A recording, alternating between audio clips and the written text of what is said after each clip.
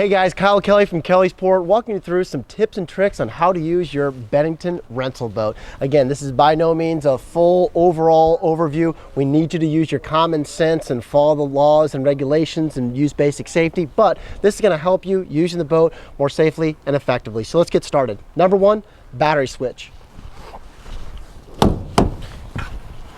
Whenever you're using your Bennington Tritoon, it's very important that any single time you step off the boat, you take and turn this battery switch into the off position. That's probably our number one cause for issues on the water. Folks go over, turn the battery switch on, leave the stereo on, drains the battery. So if you would please, anytime you step off, turn it off, but when you turn on to go and use the boat, we'll turn it into the on position. Coming up to here, something else I want to note, guys, starting some issues that we do have, do make sure that your throttle body here is in the neutral position. Commonly, we'll have folks that'll have them like in the forward or just a little bit out. Go to try to start and nothing. Make sure you bring it back, kind of feel it lock into place, and then you're good to go.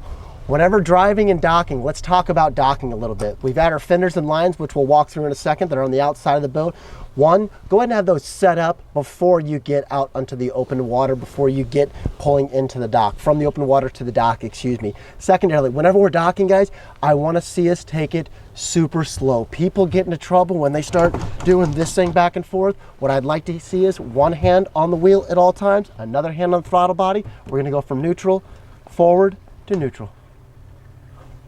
Forward to neutral, reverse to neutral. Dock this boat extremely, extremely, extremely slow. Another thing, when we're getting out onto the open water, you're gonna see there's gonna be some traffic out there. I want you to read that little Missouri pamphlet to see who's got the right of way, when and where, but let's talk about rough water.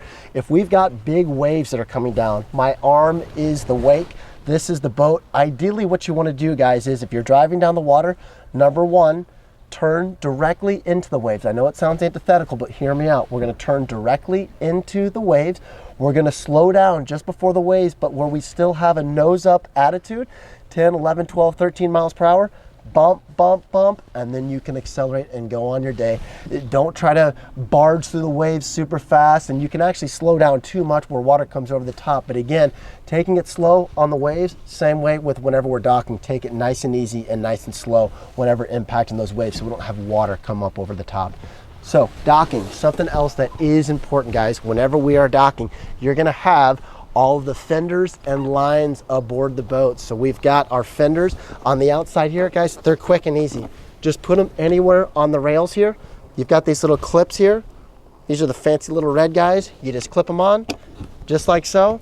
Drop your fender down and make sure, again, it's standing in between you and the dock. It's a very important thing that you're tied up. Some places will have lines on the dock, but you may end up using your own lines. Let's walk through on how to tie one of these puppies up real quick. So again, you're gonna have a little package. Open it up to where you see the loop, Kelly's Port there. What you're gonna do next is you're gonna take the loop through the center of the cleat, back around the outsides. You're secured. Now next, we're gonna tie this line to this cleat in an easy 3-step process. Step one, go around the base of the cleat. Step two, we're gonna do our figure 8. And then step 3, this is our cinching knot. Make like a little loop like you're used to with your shoelace. On the left cleat, I'm using my left hand, turning towards me to make my little lasso. He's gonna go over the top.